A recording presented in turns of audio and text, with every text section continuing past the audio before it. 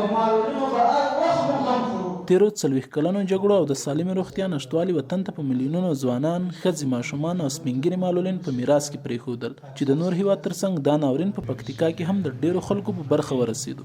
په پکتیکا کې د معلولینو ټولنه د اسلامي امارت له مسؤلینو غواړي چې د عفوې د فرمان له لیدلې د تیرو جګړو د هر ډول نظامي او ملکي معلولینو ته ځانګړې پاملرنه وشي. په راتلونکي کې به انشاءالله تعالی کوم نظامي معلولین چې دي او څو ملکي معلولین چې دي او هغه معلولین چې عسکر دي هغو ته هم خپل حقوق ورکول کېږي. هغو هېڅ فرق به انشاءالله نه کېږي ځکه اسلامي امارت د چا په منځ کې فرق نه کوي.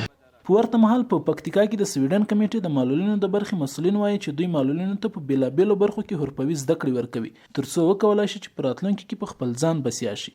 موږ په راتلونکي کې د پکتیکا ولایت معلولینو وروڼو ته هر چېرته چې موږ هلته ساحه د کار ده د ژمنه کوو چې د پروګرام به انشاءالله د دې نه یو څه رونق پیدا کوي.